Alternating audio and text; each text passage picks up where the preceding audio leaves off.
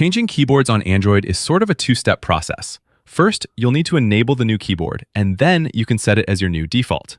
If you're on a Samsung phone like I am, you'll first go to Settings and then scroll down to General Management. Once you get there, you'll see a menu for Keyboard, and this is where we can set our default, as well as enable and disable any installed keyboards. If you're on a Pixel or Motorola phone, you'll find this under Settings, System, Keyboard, and On-Screen Keyboard. The menus can look different on different Android phones. So here I have a list of my keyboards. Samsung keyboard is the standard on my phone, and under that I have a couple of optional keyboards I've added. You can toggle them on and off here, and if you're adding a new keyboard, the first step usually is to come here and enable it. The default keyboard menu is where we actually choose which keyboard is being used. I could switch from Samsung to Google's Gboard, for example, and now every time I'm typing, Gboard will be the one that opens with all my apps.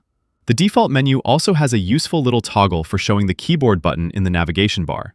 When I turn that on, I'm going to see a little keyboard icon on the bottom left corner of my navigation bar every time the keyboard is active.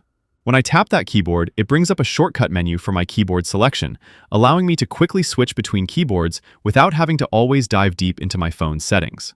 I could switch back to Samsung keyboard now, and it'll change instantly. Sometimes you'll see that keyboard icon disappear when you switch keyboards.